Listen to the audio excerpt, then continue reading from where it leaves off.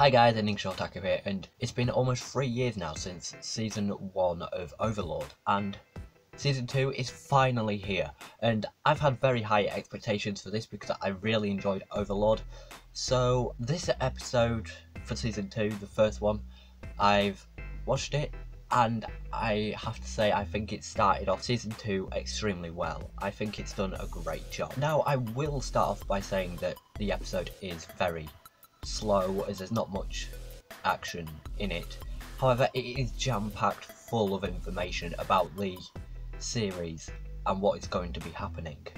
And as someone who has not read the manga or the light novels, this is extremely good for me as it gives me an insight into everything that will be happening within the series and all the different plot points that will be unfolding. And also I'll get to have a glimpse at each aspect of what's going on and see which characters I prefer and which areas or which cities I prefer out of the whole series or anything like that. So them packing this episode full of information is great for people just like me. And in this episode they do a great job explaining what's happening, what's going to be happening, and where everyone is. Now, because of this very strong start, Madhouse has a lot of possibilities that they can take this in. They've got lots of different storylines that they can follow. They have lots of different ways of going about doing the story. Are they going to do the series like they've done this episode where they pick each and every point and give you a little bit of information about it, or are they going to focus on one story plot point for however many episodes and then go back to another place? Or are they going to do each place in chronological order, or will they do it in a certain order as to get us hyped for what's going on? So that'll be good to see what Madhouse Studios does with that. So because a lot is going on in this episode, I'm going to be going over the key points of this episode and what's actually happening. Now this is where I give you the spoiler warning that there will be spoilers for this episode, so if you haven't already watched, proceed with caution. Now at the beginning we see Regret, who is meeting with the Platinum Dragon, and this is really good to see because we've not been introduced to dragons yet. We had Ainz talk about them, however we've never actually seen one within the episode, or at least they haven't been a big part as this key point for this episode, as it's in the first couple of minutes of the anime starting that we get introduced to the dragons. So it's going to be interesting what they do with these dragons and how they introduce them to us. We see Ainz is constructing a fake Nazarick. This could be as a defensive measure, as what happened with Shaltia in Season 1. He's sort of preparing himself more. He's not just gathering information, he's being more cautious and having more security about him. So it'll be good to see what happens with this fake Nazarick and what they're going to do and how it will help them in their efforts to spread his name. And because of this, and all throughout the episode, we see Ainz is utilising all of his guardians finally. Yes, in Season 1 he was utilising a few of them to do specific tasks for him, however now he's mobilised his entire force and they now all have a role to play within this season. So it'll be great to see how Madhouse presents each of these different places that the Guardians are going to.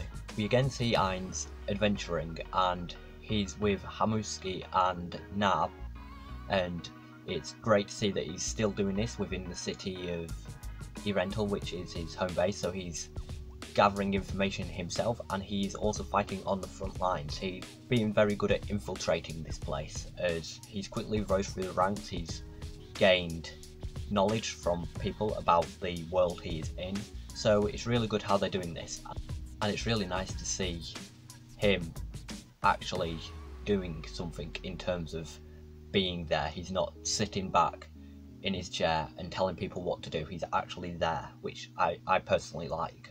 We also have this really funny scene where as Ainz returns, Albedo greets him and she gets a little weird, so to speak, and she becomes a little odd, as when she greets him she is very flirtatious and she says that she will wear her naked apron battle attire for him. So it seems that Albedo is a little bit more in love with him, if that makes sense. So basically she's showing her love a lot more in this season, and it's going to be good to see the funny kind of romance between them where she's really in love with him, and it'll be good to see how they do that and how they will present it. Now, Ainz is still on the lookout for information, and that is why he sent Seabass to the country of Re-Estes and to go to their capital to find out more information. Now, it's going to be good to see Seabass more, because I want to see Studio Madhouse actually show Seabass and what he is doing there, because it would be nice to see how they go about getting this information and not just telling us that they've gotten to this point. We also have Shaltia, who was drowning her sorrows in drink because of what she did to Ainz in season 1. So it's going to be interesting how she makes it up to him and what her role will be in season 2, and will everyone still trust her because of what happened. And finally we have Cocytus, who is given charge of the maiden battle of the Tomb of Nazareth, So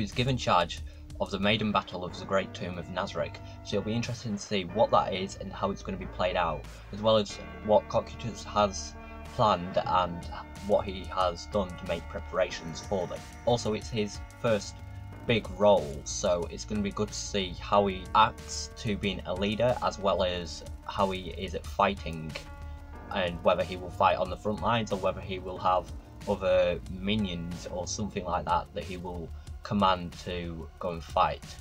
So it's going to be good to see what he's capable of.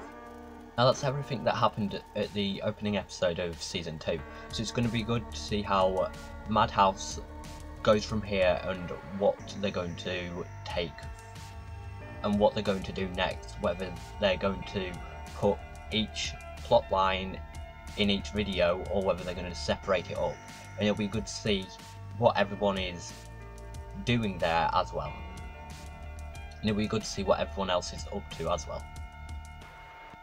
So that's it for this video. So that's it for my first thoughts of season 2 of season 2 of Overlord. Now, if you liked the video, hit the like button, and if you didn't, hit the one right next to it, and tell me in the comments down below what you think of Overlord. And if you've watched the first episode of season 2, tell me what you think about the episode and what you think is going to become of this.